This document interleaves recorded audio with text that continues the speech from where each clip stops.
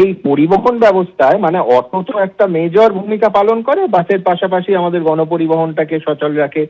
এক একটা অটোর ধরুন ট্রিপ লেন্থ হয় 5 থেকে 6 কিলোমিটার।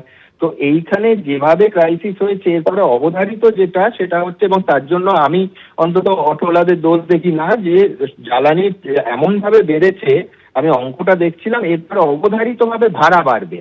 তো এইটা নিয়ে মানে কি ভাবছেন? এক তো অটোর সংখ্যা কমে যাবে, দুই হচ্ছে ভাড়া বাড়বে। তো কোনো মানে ওয়ে আউট কি আছে?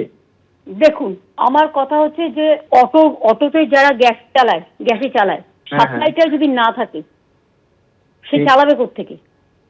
রেস্টুরেন্টে যদি গ্যাসের সাপ্লাই না থাকে রেস্টুরেন্টে চলবে কোত্থেকে? এতে তো কর্মসংস্থানে বেকার হয়ে যাবে অনেক ছেলে মেয়ে।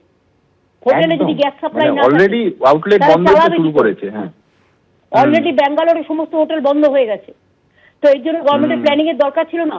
আমি প্রথম জানতে চাই সংসদের টিমে, সংসদে এটা আলোচনা করে দরকার গভর্নমেন্টের বিবৃতি দেওয়া কত ওদের ভান্ডারে আছে, এবং যখন গ্যাস ভান্ডার সেটা ভাগ করে দিতে হবে মানুষের মধ্যে, যা আছে সমান ভাগ করতে হবে, সমান ভাগ করে দিতে হবে। কোথা থেকে আমরা পেতে পারি, কার কার কাছে অ্যাভেলেবেল আছে, তার জন্য একটা প্ল্যানিং করতে হবে।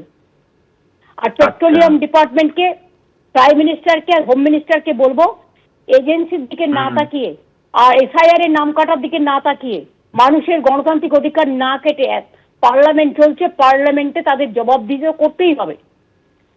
Plus alternative plan of action বলবে। হোম সেক্রেটারিকে দিয়ে মিটিং করে এত ক্যাজুয়ালি নিলে হবে না। হোম সেক্রেটারি কি ক্ষমতা?